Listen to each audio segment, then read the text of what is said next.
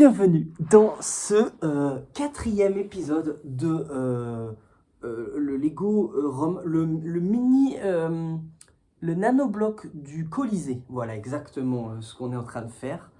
Donc voilà où on en est, hein, je viens de vous le montrer. Voici notre notice. Tic. Alors on en était à... On venait de finir la 12, je crois. Il me semble, hein, c'est ça? Ouais, donc là, il faut qu'on fasse la 13, l'étape 13 sur 31. Ouais, hein? On dirait. On dirait, ouais. Ce qui veut dire qu'on est à peu près à la moitié, presque. Sauf que contrairement à la dernière fois, ah, ça bloque tout. Attends, je vais peut-être plutôt le mettre par là, du coup, ça. Ça, c'est mes pièces manquantes. Contrairement à la dernière fois, en fait, à chaque fois, pour chaque étape, il faut d'abord que je récupère, justement, parmi toutes ces pièces-là, il faut que je récupère un certain nombre de pièces pour pouvoir faire mon étape. Et ça, comme ça prend, en vrai, ça prend genre les 2/3 du temps. Et c'est pas très intéressant pour vous de me voir juste chercher les pièces. Du coup, j'ai déjà prévu les prochaines étapes dans ces petites boîtes-là. Donc, l'étape 13, c'est ces pièces-là, voilà. Et comme ça, on va pouvoir aussi avancer plus vite. Donc là, il y a 13, 14, 15, et là, il y a 16, 17 dans la même. Oups. Toujours accompagné de notre documentaire. C'est parti. On continue où on en était. Les spectateurs ne pouvaient pas voir les animaux à l'avance. Ils ne les découvraient qu'une fois dans l'arène. Durant les Jeux, ce labyrinthe souterrain était une fournaise, où travaillaient ceux qui assuraient le spectacle en coulisses. Ce lieu avait alors un aspect bien différent de celui que nous lui connaissons aujourd'hui. Il régnait dans le sous-sol de cet amphithéâtre une puanteur et un chaos indescriptibles. En plus des cris d'animaux et du fracas des machineries, on entendait tout ce qui se passait au-dessus, dans l'arène et dans les gradins. Les spectateurs faisaient un boucan incroyable. Au gré de l'attraction présentée dans l'arène, ils hurlaient, ils sifflaient ou ils applaudissaient. Sous l'arène, chacun s'acquitte de sa tâche avec l'exactitude d'une horloge. Ici, comme au Colisée, les attractions présentées ne souffrent pas la moindre imperfection. Il était très important pour l'empereur que le spectacle se déroule sans accroc. C'était précisément cette perfection qui était censée démontrer à tous la grandeur et la puissance de l'Empire romain. Pour permettre des spectacles d'une telle complexité, les architectes ont eu à cœur de privilégier l'aspect pratique de l'édifice. Un amphithéâtre est conçu sur le modèle d'un entonnoir. Cela signifie que toute l'eau qui entre dans le bâtiment est collectée au moyen d'un réseau de canaux qui la conduisent jusqu'au point le plus bas. À cet endroit, il y a 2 canaux principaux qui passent. Ce réseau de canaux avait été mis en place pour évacuer les eaux de pluie qui étaient ensuite stockées et réutilisées pour nettoyer l'amphithéâtre après chaque spectacle. Comme dans les stades contemporains, les spectateurs laissaient derrière eux tout un tas d'immondices lorsqu'ils quittaient les tribunes.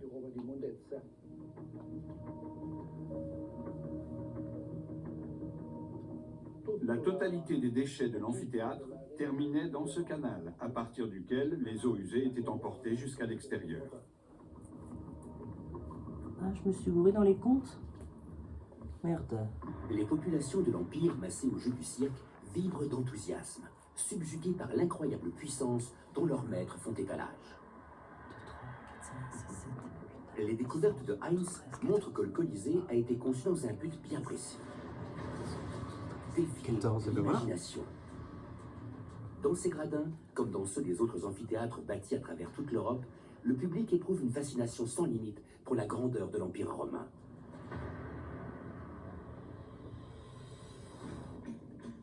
Il serait tentant d'envisager que l'amphithéâtre romain ait suivi l'Empire dans sa chute, comme il l'avait accompagné dans son essor.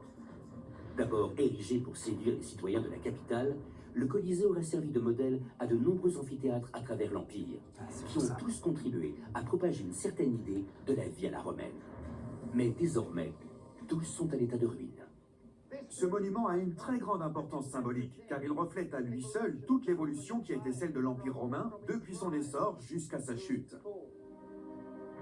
Mais la fin de l'Empire pourrait n'avoir eu aucune incidence sur l'effondrement dont a souffert le Colisée. Des indices présents à l'intérieur même de l'arène suggèrent au contraire qu'une cause naturelle aurait provoqué l'effondrement de ces murs. Les 250 000 tonnes de maçonnerie de l'édifice reposent sur des fondations colossales. Coulé dans le plus dur des bétons dont disposent les Romains, l'ouvrage consiste en un immense anneau de 520 mètres de circonférence, large de 30 mètres, sur 12 d'épaisseur. Mais les spécialistes estiment que la solidité de la structure n'a pas été suffisante. Des fissures apparues dans la masse de béton ont divisé les fondations en deux blocs distincts et mis en péril la stabilité de l'amphithéâtre tout entier. Mais quelle a été la cause de ces fissures? Comment les plus grands bâtisseurs de l'Empire romain ont-ils pu commettre une telle erreur et entraîner à terme l'écroulement des immenses parois qui entourent l'arène?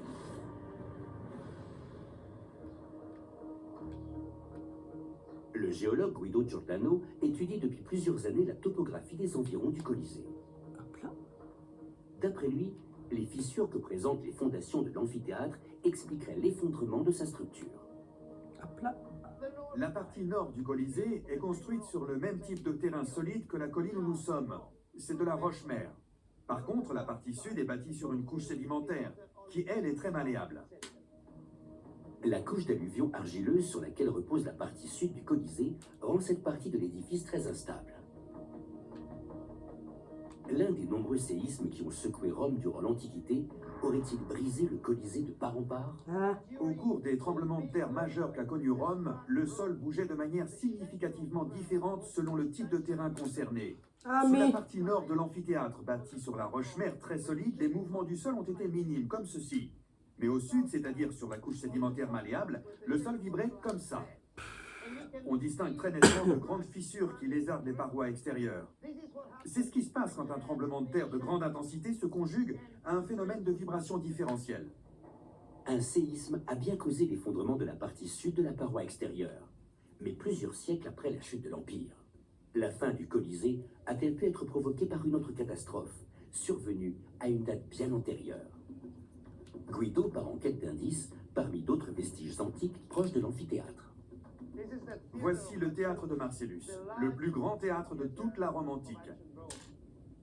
Tout comme le Colisée, il a connu de nombreux changements. Le théâtre de Marcellus, je suis tombé dessus par hasard, sans faire exprès réellement, quand j'étais à Rome justement. Je savais pas qu'il était là. Et je savais pas qu'il existait. Et je suis vraiment tombé dessus et c'était trop bien. J'étais en mode, oh, incroyable. De toute façon, à Rome, c'est tout le temps, c'est partout comme ça. Hein. Allez, vas-y là, en fait. Oh, c'est relou. Si tout se pète la gueule à chaque fois, c'est vraiment relou. Genre, j'en pose un, ça fait sauter celui d'à côté. Allez. Ok.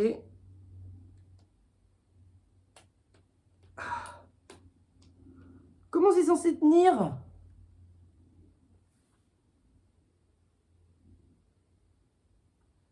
Les gars, ça ne tient pas votre histoire. Regarde ça.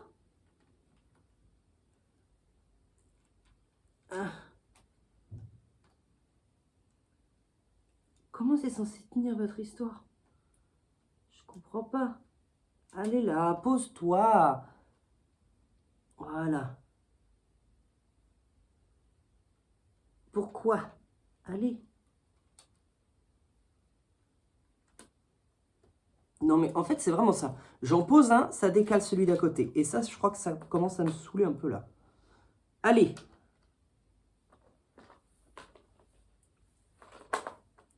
Allez là, m'emmerdez pas. Putain, ça me fait perdre du temps. Ça me fait revenir en arrière. En même temps, quelle idée de faire des ronds avec des Legos qui sont par principe carrés. C'est vrai que c'est un challenge genre, de faire le Colisée.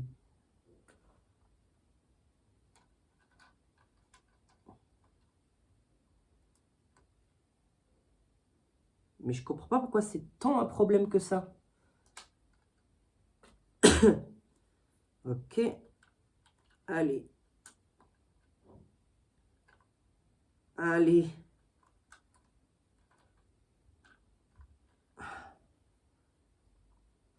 Ah, puis en fait, c'est aussi que les petits Lego comme ça, ils tiennent moins bien.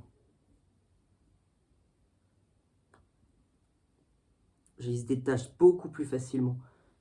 Et du coup, bah, tout est beaucoup plus galère, tout est beaucoup plus brinque-ballant.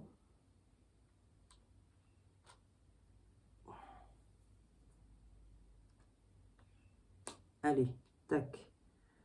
Là, on est bien. Ok. Ok. Il en faut une dernière. Merde. Il en faut une dernière ici. Pardon, je vous remets ça. Fil du temps.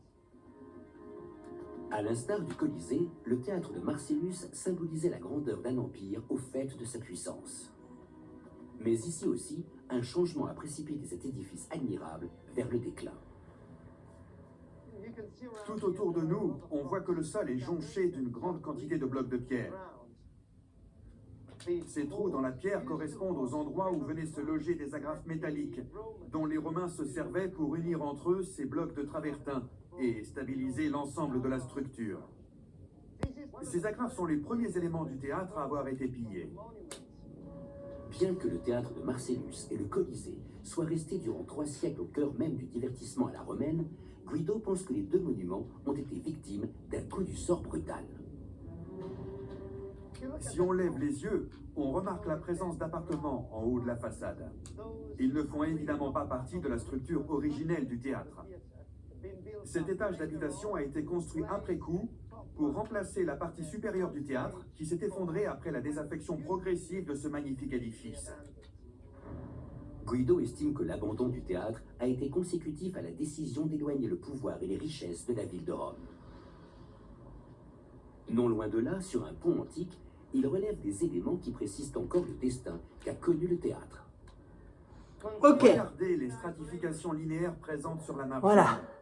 Les blocs de pierre qui constituent Je viens de les mettre arcades tous les du trucs théâtre, qui sont au à milieu, 500 là. mètres d'ici, Et présentent je une surface prie pour que ça se étonnamment défasse pas. Si l'on considère la quantité de matériaux nécessaires pour bâtir ce pont, on peut supposer que le 3e étage du théâtre, aujourd'hui disparu, a fourni les blocs de pierre utilisés pour sa construction. Lorsque la richesse de l'Empire commence à décliner, les jeux et le théâtre ne sont plus la priorité. Ils sont sacrifiés pour continuer d'assurer l'entretien courant d'autres bâtiments. Les gens n'avaient plus assez d'argent pour aller au théâtre ou pour se permettre d'autres formes de spectacles. Les structures consacrées au divertissement ont commencé à perdre de leur superbe, à se détériorer. Au fil du temps, elles ont même fini par s'effondrer purement et simplement. Les défaillances de l'Empire se font de plus en plus visibles, et le Colisée est laissé à l'abandon. Avec lui, c'est aussi l'âge d'or des combats de gladiateurs qui prend fin. Ces blocs de pierre ont été les témoins d'une histoire très longue et très complexe. Ah. Mais 1500 ans plus tard, les ruines du Colisée n'ont rien perdu de leur pouvoir de fascination. Bâti dans l'intention d'effacer le souvenir d'un empereur égoïste, le Colisée a été imaginé comme un lieu de divertissement au service du peuple et un outil de propagande destiné à promouvoir la gloire de Rome. Ces secrets les mieux gardés continuent de nous fasciner. Et ces vestiges sont là pour nous rappeler que la grandeur de l'Empire romain reste unique dans l'histoire de l'humanité.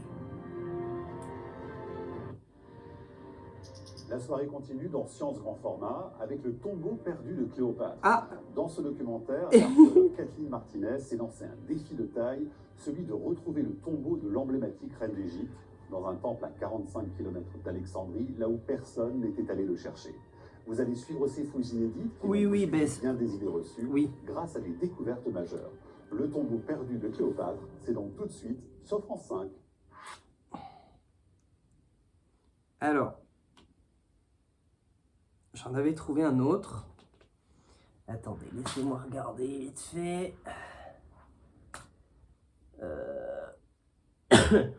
Les sites antiques de la ville de Rome, Colisée et Forum, de la chaîne Histoire et Civilisation.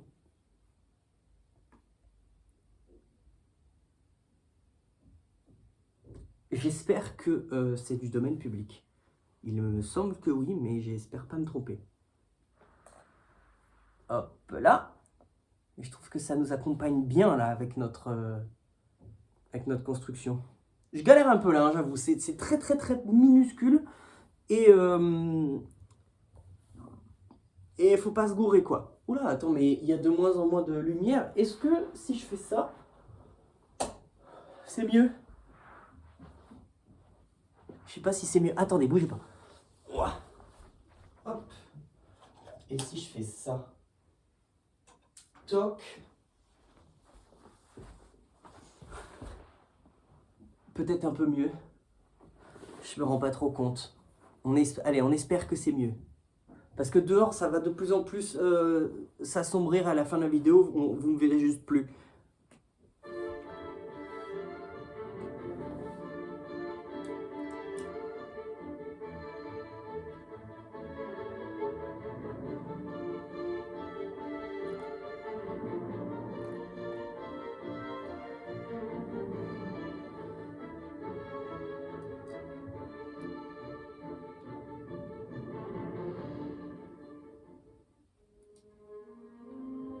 Rome, l'Urbs, la ville avec un grand V, capitale d'un immense empire dans les premiers siècles de notre ère. L'histoire de cette puissance, de ces nombreux siècles de domination du monde, saute aux yeux de quiconque arrive dans Rome. À côté du bruit des voitures et du tramway, dans chaque rue, dans chaque recoin, l'Antiquité est là. D'innombrables restes, ruines immenses ou bien fragments infimes, mais qui nous renvoient tous l'image de ce monde encore bien présent. Fondée officiellement en 753 avant Jésus-Christ, la ville de Rome n'est alors qu'un petit village parmi plusieurs autres. Perché sur une colline, il domine une dépression marécageuse qui, dans le cours du VIe siècle, après avoir été drainé, deviendra le Forum.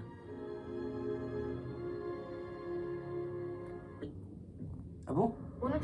Il y a déjà de la pub. On a fait 1 minute 30. Oui, la pub néerlandaise là. Allez. Oh, elle est longue en plus. Icons don't follow time, they set it.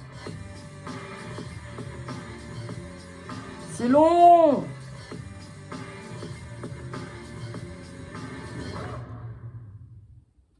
La République romaine commence à déborder des limites de la ville de Rome à partir de la fin du IVe siècle avant Jésus-Christ. En l'espace de 3 siècles, les conquêtes s'enchaînent, faisant de Rome un empire méditerranéen. La ville s'agrandit au rythme de ses conquêtes et compte sans doute plus d'1 million d'habitants au 1er siècle avant Jésus-Christ.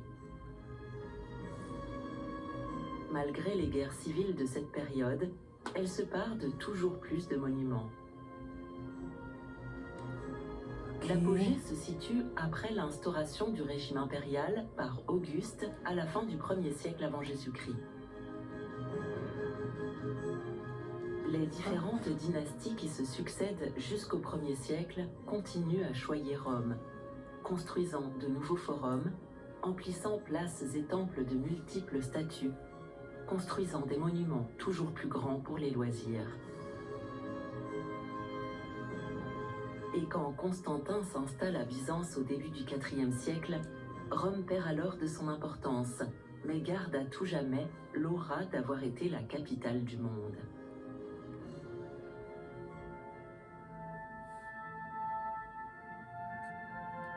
La Via dei Fori Imperiali, la rue des forums impériaux, coupe l'ensemble des nombreux forums qui occupaient le centre de la Rome antique. Et le premier de ces forums impériaux a été construit par Jules César. En pleine conquête du pouvoir, il annonce en 51 avant Jésus-Christ la construction d'un nouveau forum qui permettrait de désengorger le forum historique. Au moment de la réalisation de la Via dei Fori Imperiali, en 1931-1932, des statues représentant les empereurs furent installées devant leur forum, tel ici César. C'est dur là parce que c'est minutieux et puis Richissime, grâce un au faux butin mouvement et tu fait détruis dans tout. toutes ses campagnes, notamment Allez en Gaule, il peut acheter les terrains, mais aussi l'adhésion du peuple de Rome. Il devient le maître incontesté à partir de 46 avant Jésus-Christ, année de l'inauguration de son forum. Il n'en profitera pas très longtemps car il est assassiné 2 ans plus tard aux Ides de Mars. Mais il laisse un nouveau monde romain.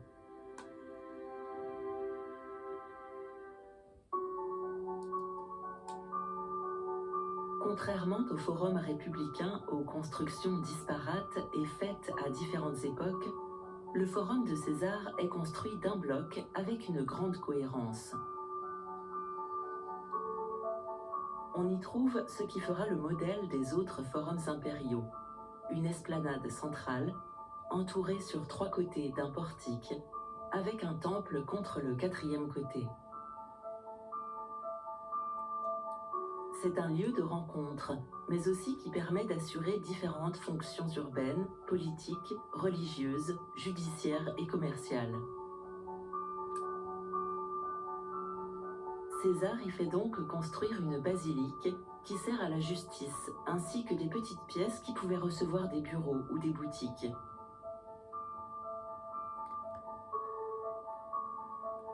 Du temple, il ne reste que 3 colonnes qui furent remontées dans les années 1930.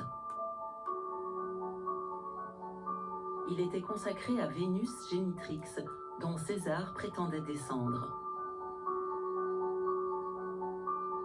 Son forum devenait ainsi un monument à sa gloire et plus seulement un geste civique. En plus, il fit installer une statue équestre à son effigie Oh, tu au m'emmerdes. centre de la place. Le message était clair. Il fallait monter 3 marches pour atteindre les portiques. Ils étaient à double galerie, recouverts C'est d'un trop toit petit. plat. Ils protégeaient donc autant du soleil que de la pluie. Allez. Fils adoptif et héritier de César, Octave fonde l'Empire romain et prend le nom d'Auguste. Après la mort de César, il avait fait le vœu de faire construire un temple à Mars Vengeur, Marsultor, s'il battait les assassins de son père à la bataille de Philippe en 42 avant Jésus-Christ. Il fallut 40 années pour terminer ce projet, car le temple ne fut inauguré qu'en 2 avant Jésus-Christ. Ok, alors. Entre-temps, Octave était devenu Auguste, et le temple avait été entouré de tout un forum, avec une grande place devant, 2 longs portiques et 2 grands hémicycles derrière les portiques. On n'en voit plus aujourd'hui qu'un tiers, le reste ayant été enfoui sous la Via dei Fori Imperiali lors de sa construction dans les années 1930. L'ensemble était séparé derrière du quartier de Soubouré par un énorme mur de près de 33 mètres de haut, construit avec de gros blocs de tuf. L'objectif était de le protéger des incendies fréquents à Rome, mais également de limiter les passages de la population, car le quartier était particulièrement malfamé.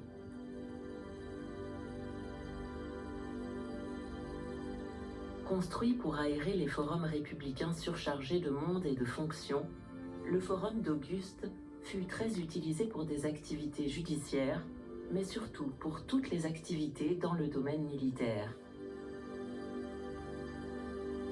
C'est dans le temple de Mars que se réunissait le Sénat pour discuter des prochaines expéditions ou des triomphes à accorder aux généraux.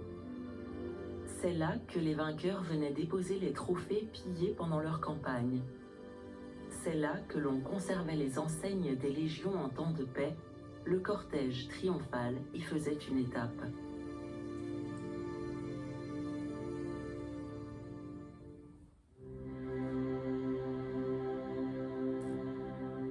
Situé au fond de la grande place formée par le forum, le temple de Mar-Sultor était imposant.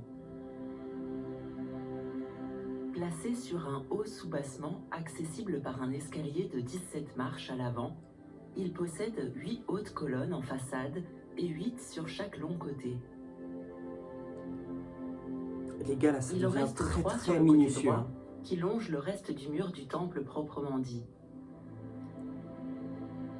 Les cérémonies religieuses publiques se déroulaient à l'extérieur des temples. C'est pour cela qu'un autel, dont on voit encore l'emplacement, se trouvait enchâssé au milieu de l'escalier.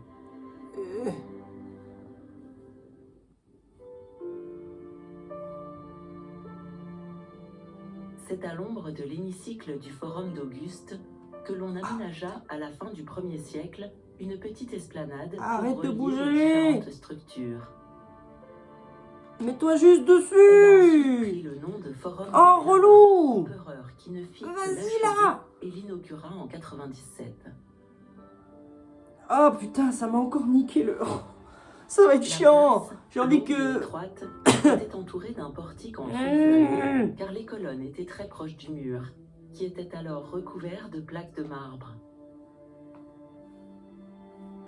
Au-dessus, une frise fleurait sur l'entablement, Ah! représentant le mythe Bon, d'Arachné, tu jeune m'énerves. fille qui avait défié les dieux en tissant des scènes qui les offensaient. Elle fut punie et transformée en araignée. Alors... Au-dessus encore, une plaque porte la représentation allégorique d'une province de l'Empire romain.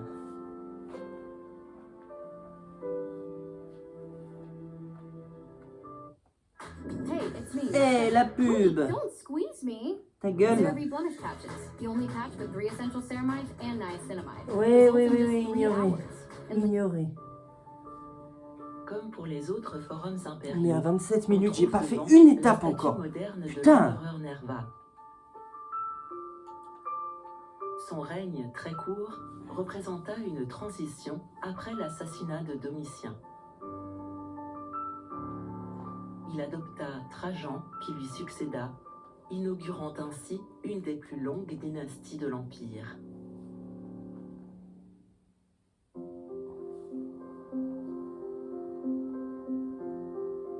Complètement à l'ouest, le dernier des grands forums fut construit au début du IIe siècle après Jésus-Christ par l'empereur Trajan.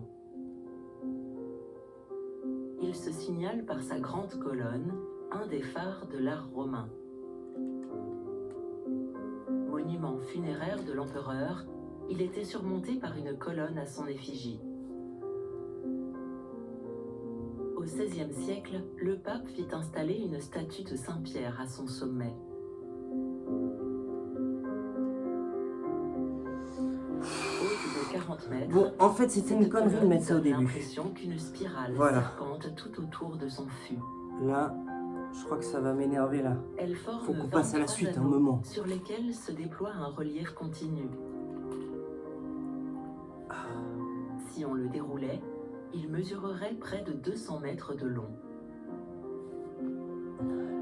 On peut y découvrir la narration des guerres daciques menées par l'empereur Trajan en 101-102 et en 105-106 contre les Daces, un peuple vivant au nord du Danube, dans la Roumanie actuelle. De nombreuses scènes montrent avec force détail non seulement les batailles opposant les Romains aux Daces, mais également la construction de ponts et de remparts dans les villes conquises, les discours de Trajan avant les combats, la marche des armées. C'est un vrai livre d'images qui fournit un grand nombre de renseignements historiques sur les costumes, les techniques de construction, les principes de la romanisation et bien sûr sur la puissance de l'empereur et les systèmes de propagande mis en place.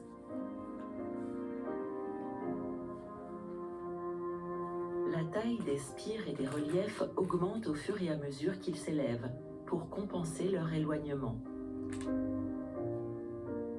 Cependant, pour aider à mieux voir les reliefs, notamment dans la partie haute, on avait rajouté certains éléments comme les armes en bronze doré. On sait par ailleurs que ces reliefs devaient être peints.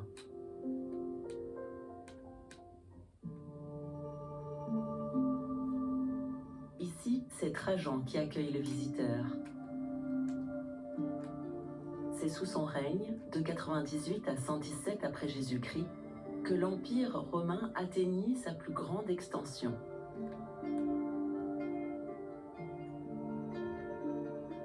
Il fit alors construire un très grand forum, le plus grand des forums impériaux, qui mesurait 300 mètres de long pour 185 mètres de large. Il utilisa les compétences de l'architecte Apollodore de Damas, qui divisa ce très grand ensemble en deux parties. Oh, tous détruits, mais c'est fou. En fait, ça tient pas. La première constitue la partie monumentale et officielle du forum. Oh, mais je galère. J'avais tout prévu pour que ça se passe bien et vite. Et en fait, je galère une très de grande ouf. basilique dont il ne reste plus que quelques colonnes, qui servaient de tribunal et de lieu de commerce.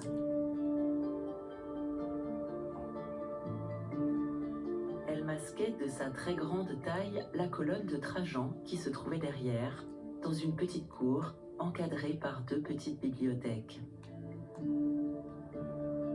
On ignore encore de quelle manière cette place était fermée à l'arrière. Mais pourquoi? De tout cela, il ne reste que quelques fûts de colonnes et de nombreuses dalles de pavement en marbre. Les empereurs ne refusaient rien à leur peuple. Tout a été financé grâce au butin récupéré pendant la guerre des Daces.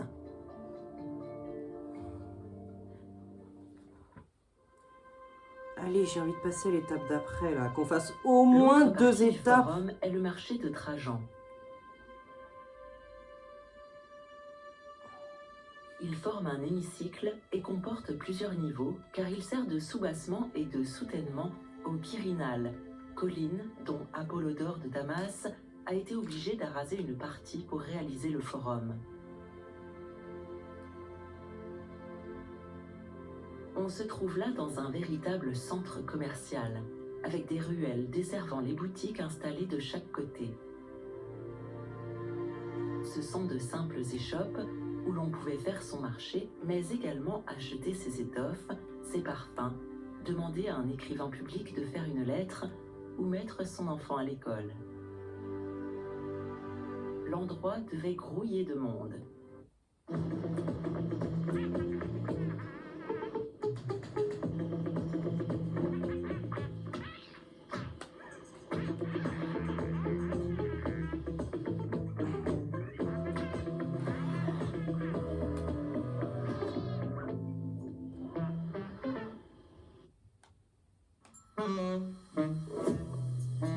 Het is lekkerder met Lamb Weston Twister Fries. Ah.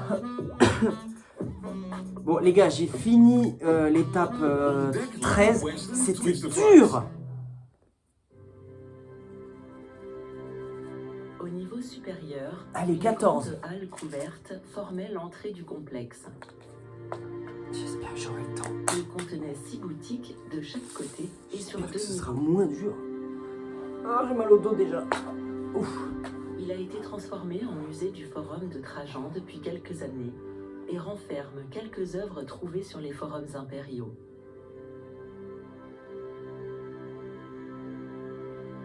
Au Moyen Âge, ces bâtiments ont été récupérés et surélevés de maisons et de tours. Cela a finalement permis de les protéger.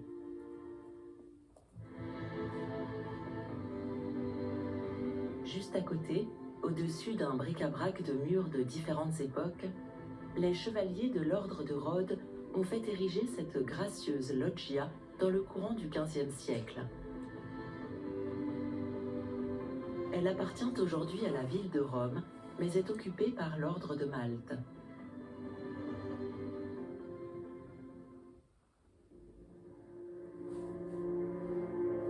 Jouxtant le forum républicain, celui de la paix obéit à un schéma différent. Il s'agit en effet d'une grande place presque carrée, qui portait certes un temple sur un côté, mais dont la partie centrale était aménagée avec des jardins et des bassins d'eau, sans dallage. Il ne portait d'ailleurs pas le nom de forum au début.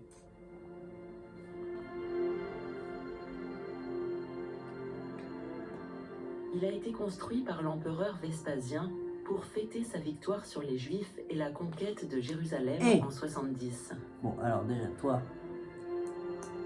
Voilà. Il en avait apporté de nombreux objets et œuvres d'art qu'il fit exposer ici avec d'autres butins. Il fit également placer dans le temple tout le trésor qu'il avait récupéré dans le temple de Jérusalem. Ok. Ce forum faisait presque office de musée à ciel ouvert, et son qualificatif de paix qu'il prit plus tard se référait à celle imposée par Rome.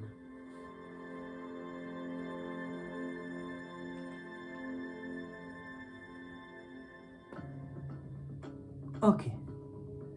Toute personne qui arrive à Rome Bon. ne peut s'empêcher d'aller visiter le forum. Il s'agit en fait du Forum républicain, gigantesque esplanade de plus de 200 mètres de long. Installé sur une dépression logée entre plusieurs collines, le Capitole, le Palatin et la Velia, il fut toujours le lieu de rencontre, d'échange et de communication de la ville de Rome, depuis au moins le VIe siècle avant Jésus-Christ et tout au long des grandes périodes de l'histoire romaine, la République puis l'Empire. Au cours de ces longs siècles, ces bâtiments furent construits, détruits, restaurés, transformés, faisant du forum un véritable résumé de l'architecture romaine. On y trouve toutes sortes d'édifices correspondant aux différentes fonctions réalisées sur le forum. Ainsi, de nombreux temples y ont été édifiés, certains très anciennement, comme le temple de Saturne et ses 8 colonnes remontées, qui fut construit dans son premier état dès le début du 5e siècle avant Jésus-Christ. Il domine la partie centrale du forum et ses basiliques, édifices destinés à la justice ou au commerce.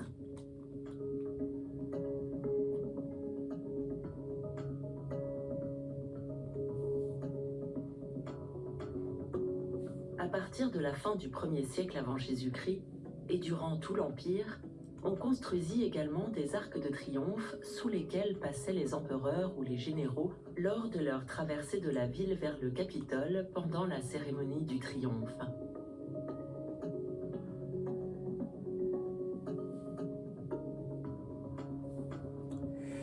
À mi-chemin, le temple des Dioscures offre ses 3 colonnes remontées comme un point de repère. Ok. Toute la zone autour compte de nombreux éléments religieux aux architectures variées. Oh. Le temple et l'atrium des Vestales, le temple du divin César, mais également une enceinte sacrée, une fontaine.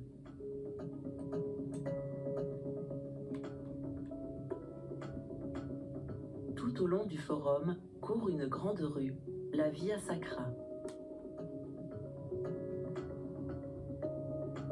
De l'autre côté, on compte également de nombreux monuments, notamment le temple d'Antonin et Faustine, resté presque intact.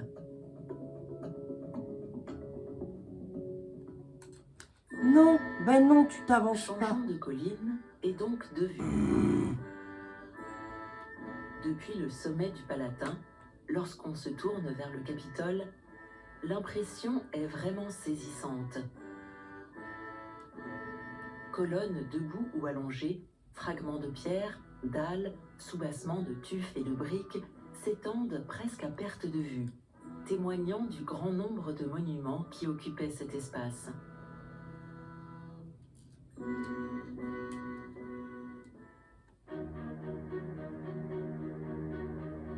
Et pourtant, tous ces monuments furent démantelés, abandonnés, détruits par les hommes et le temps. Ok. À la fin du Moyen Âge et jusqu'au XIXe siècle, la zone était appelée Campo Vaccino, le camp des vaches, ce qui donne une bonne idée de son utilisation. Merde, là. La vue vers l'autre côté du forum est tout aussi spectaculaire. Les constructions semblent être littéralement imbriquées les unes dans les autres.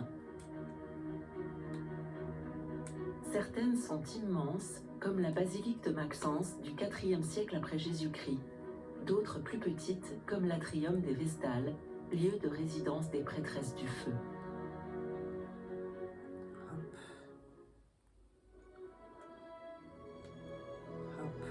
Fermant le site aujourd'hui, l'énorme temple de Vénus et Rome fut construit au IIe siècle à un endroit qui appartenait à la maison dorée de Néron et ne faisait donc pas partie du forum.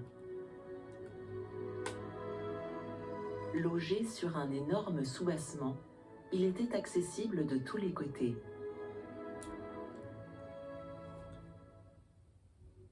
Et À côté, enjambant la Via Sacra, le petit arc de Titus est le premier arc de triomphe construit en pierre.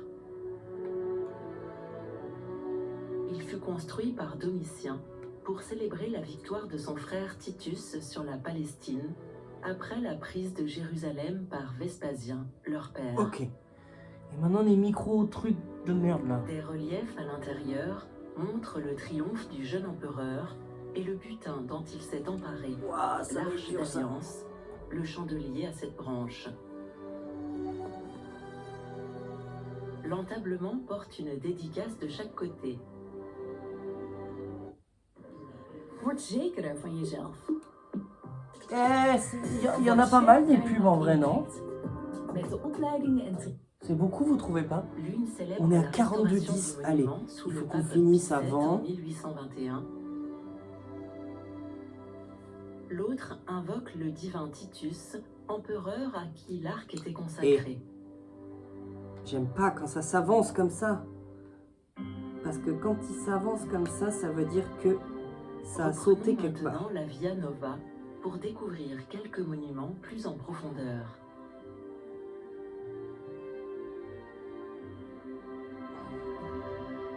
C'est à Saturne que fut consacré l'un des tout premiers temples construits sur le Forum, à proximité du Capitole.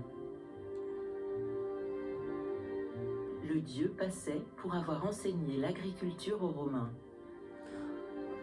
Au cas où ça s'arrête dans les prochaines minutes, voilà où j'en suis. Donc ça commence, regardez, ça commence quand même à s'élever un petit peu. Voilà, et je suis juste en train de rajouter des petits micro-blocs là, tous ces petits trucs là que je pense que vous les voyez même pas à l'écran. Mais voilà du coup où j'en suis. Mais c'est c'est un peu éprouvant, j'avoue. Il faut être solide sur les appuis là. Hein. Non mais c'est surtout qu'il y a... Tout ça là, en fait c'est posé et c'est brinque-ballant. Il faudrait qu'à un moment ils me disent de les relier tous ensemble et du coup ce sera bon, tu vois. Mais pour l'instant je touche et ça se casse la gueule. C'est ça aussi qui est très très difficile, c'est que là, le moindre mouvement ça me fait revenir en arrière, il faut que je répare. C'est aussi pour ça que j'ai mis énormément de temps là.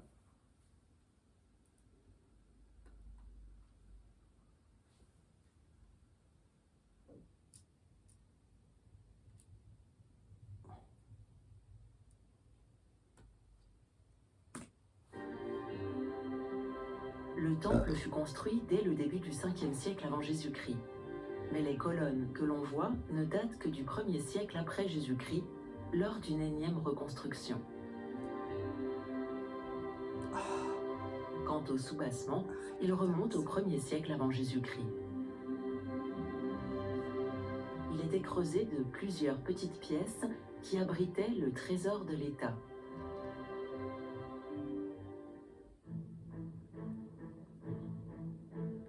« 109 mètres de long, 40 de large, la basilique Giulia était un bâtiment de très grande taille. Divisé en 5 nefs par des colonnades, il accueillait plusieurs tribunaux. Elle fut reconstruite sur une basilique plus ancienne par Jules César, qui dépensa des sommes astronomiques en matériaux précieux, notamment de nombreux marbres pour les sols. Mais il fut assassiné avant son achèvement, lequel eut lieu sous son successeur Auguste.